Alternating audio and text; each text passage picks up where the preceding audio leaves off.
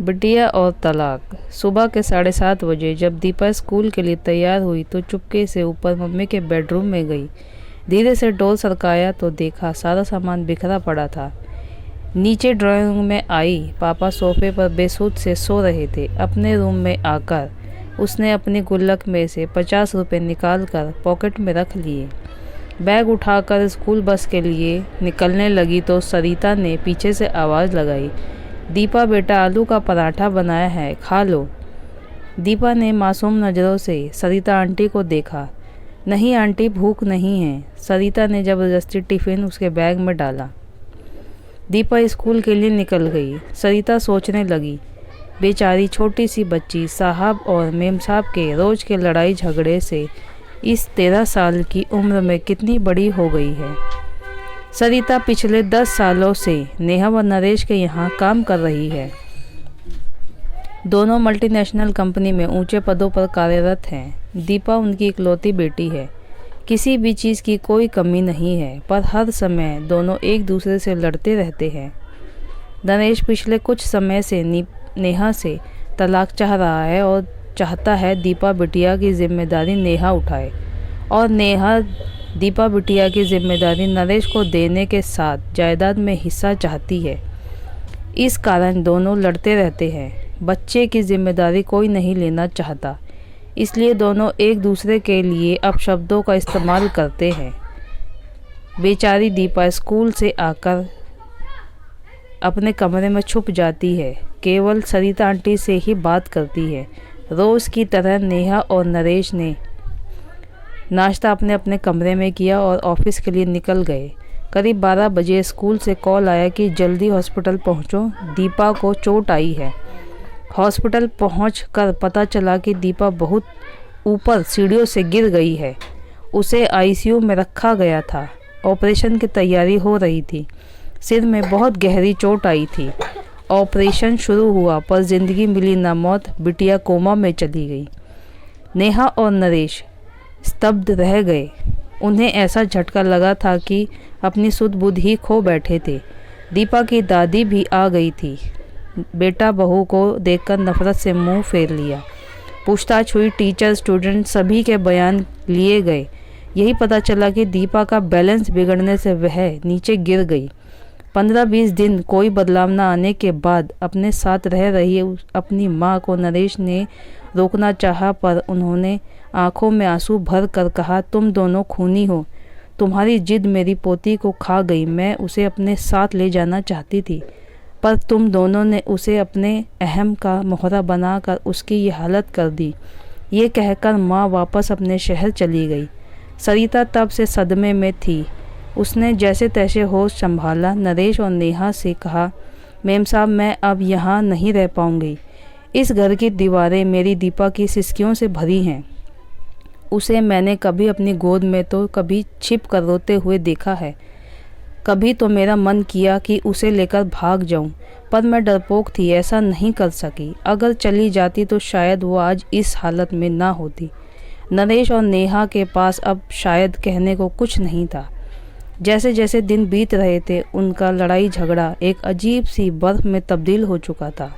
उनकी सारी भावनाएं अंदर ही अंदर एक खामोशी अख्तियार कर चुकी थी।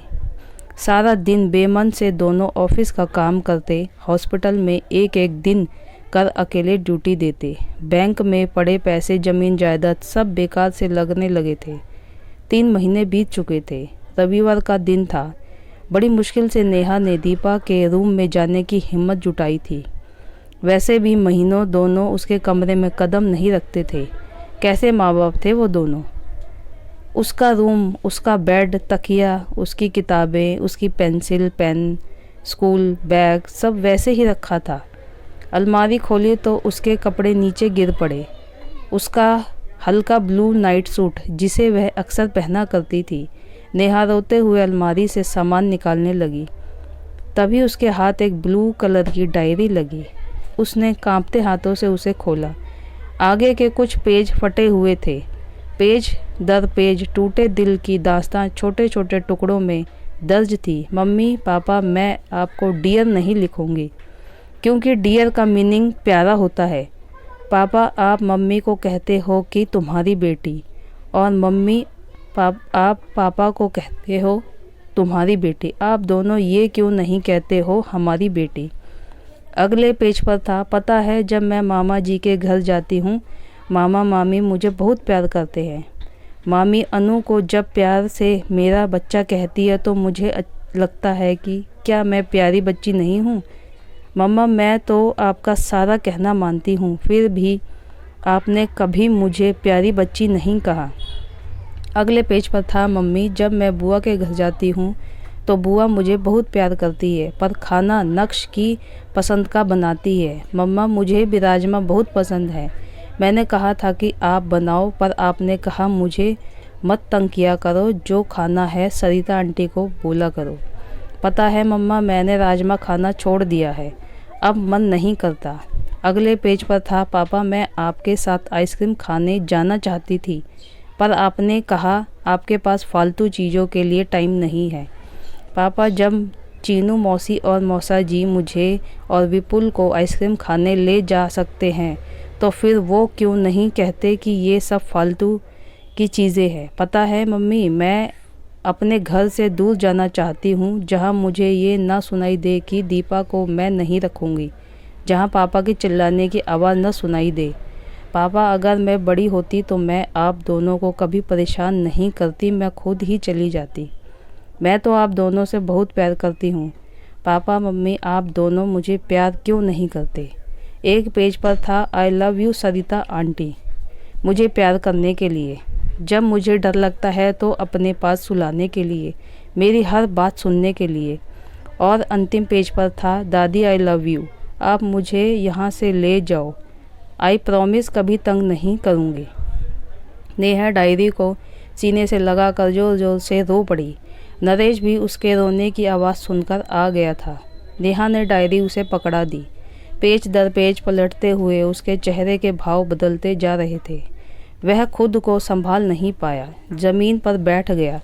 नेहा रोते हुए बोली, नरेश पता है वो एक्सीडेंट नहीं आत्महत्या थी, सुसाइड था। जिस रिश्ते को हम बोझ समझते थे, हमारी दीपा ने उसे हमें आज़ाद कर दिया। नरेश हम दोनों ही अपनी बच्ची की इस हालत के कसूरवार हैं। नरेश भी नेहा को गले लगाकर फूट फूट कर रोने लगा।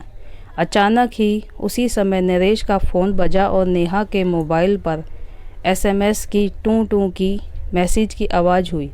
दोनों ने अपने को संभालते हुए दूरी बनाए और फ़ोन उठाए। हॉस्पिटल से ही फ़ोन था। जब तक नेहा नरेश की बातचीत सुनती, उसके अपने फ़ोन में भी मैसेज खुल चुका था। पढ़ते ही नेहा के मुंह से अचानक निकला, मेरी प्यारी बिटिया को होश आ गया। यही शब्द नरेश के मुंह से भी निकले थे।